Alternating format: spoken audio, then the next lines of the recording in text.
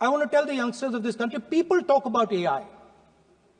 But it's important to understand that AI on its own is absolutely meaningless. Because AI operates on top of data.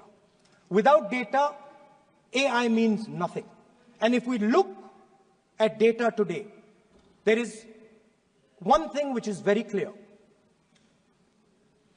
Every single piece of data that comes out of the production system in the world,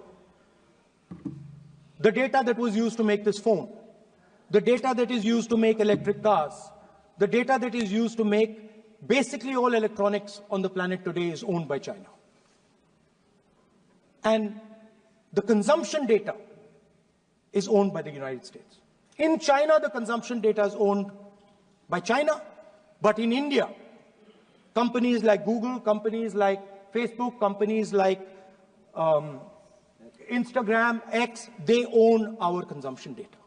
So if India wants to talk about AI, it has to first answer the question, what data is going to power that AI? And the answer today is India does not have that data. Neither does India have production data, neither does India have consumption data. We have handed our consumption data to the big American companies, and the production data we don't have anyway.